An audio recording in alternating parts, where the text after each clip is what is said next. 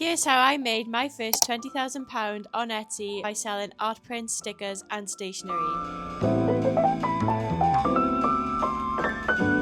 Hi, I'm Vicky, the owner of Vicky Prints, and I've been a small business owner for over 6 years on both Etsy and now I also have my own website on Shopify too. I know there's a lot of information and videos out there about the best way to earn money on Etsy, but I'm just going to share authentically what worked for me in my small business journey on the platform Etsy. Today I'll walk you through how my journey started, what the process looked like, and the specific tips and things I did that made the biggest difference to my sales on Etsy.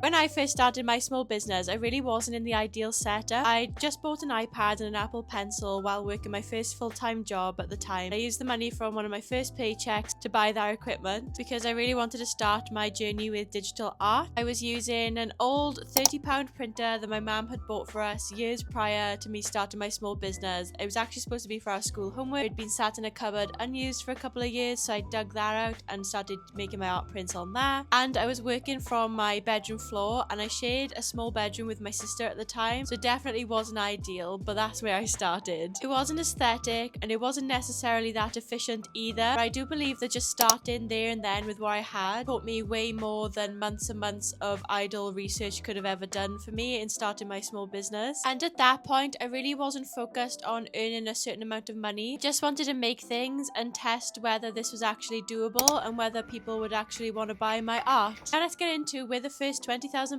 came from.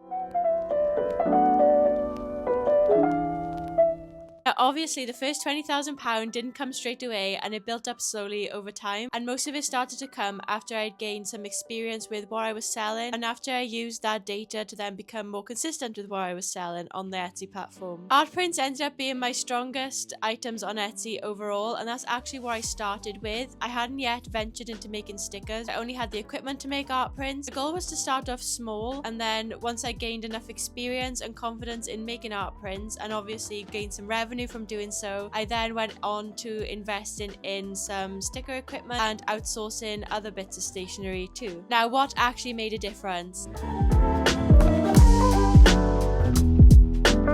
I just wanted to share with you the things that I think made the biggest difference when selling on Etsy, and after I did these things and had these things in place, that's when my sales became more consistent. My first tip is just starting with what you have. I really think it's important to just start as soon as you can and not procrastinate and put it off as long as possible. I didn't wait until I had the perfect studio or the perfect equipment to start. I just opened my Etsy shop with what I had at the time, and by doing that I learned how Etsy works, what people respond to, and what I actually enjoyed making. I also didn't have the perfect logo or brand name then either, but I didn't want to let that become an obstacle to starting up my shop. I just thought of the best thing I could at the time and just whipped something together so that I could start there and then. I developed these things later on in my art journey and my small business journey when I learned what my brand identity was, what I wanted my logo and brand name to convey. I really do think those things grow and change with you as you develop in your small business journey. So if you're at the stage where you're just overthinking everything and you don't know where to start, to me the best thing is to just start small and go from there, because it's better than not starting at all, and I genuinely think this is the best way to learn too. And my second tip is having enough listings on Etsy to start with. I'd really recommend aiming for at least 30 products on your shop if you can, and I know this isn't easy for everyone, especially if your items are one of a kind, but if that's the case I'd recommend maybe making things in different colors or smaller products just to really boost that listing number up as much as you can, because I know for me at the start I only had a few products listed on my shop, but I only saw consistent sales and an increase in my sales when I at least had 30 to 50 products on my shop, and then when I hit about 100 products, that's when things really took off. I don't think that number of listings is necessary when you're just starting out, because like I said, it's better to start small,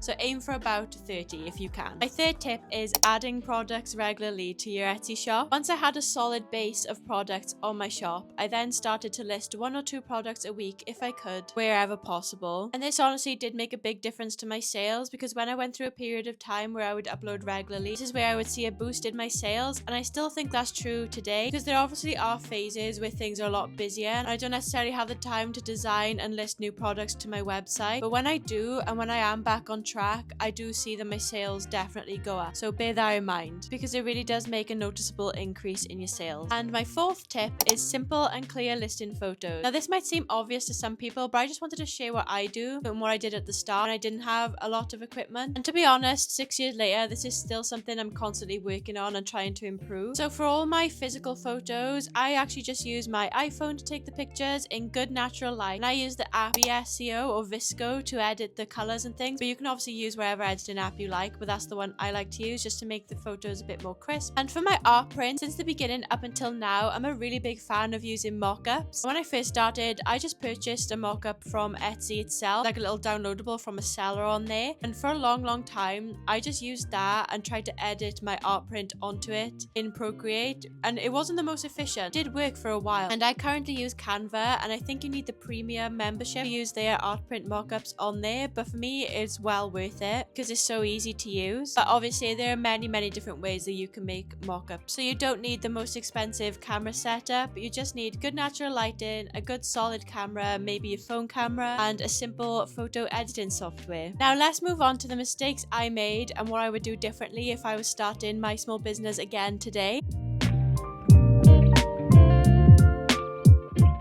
Thing I realized is I waited too long to upgrade my equipment once the sales started coming in, which meant I was actually underinvesting in my business out of fear. It took me a while to find the balance between believing in myself and in my business to invest enough in good equipment to improve my workflow, also still being sensible financially. Kept on using that old £30 printer for way longer than I should have. Once I started making sales, that is the first thing I should have reinvested in, because it actually meant that the prints weren't as high quality as I personally wanted them to be, and because of that I wasn't confident enough in pricing my art prints higher on my Etsy shop. And it was also just a headache to use because it was such an old printer. It would take a long time to get the print results that I wanted from there, which also meant I was wasting a lot of paper at the time. So the first thing I should have invested in was a better printer as soon as I started making sales. Upgrading my tools at the right time really did make a massive difference to my efficiency and the quality of my products, and it also just made running my shop and making products more enjoyable overall without all of the hiccups and the headaches that were coming with my old equipment. What I'd focus on in the first 6 months.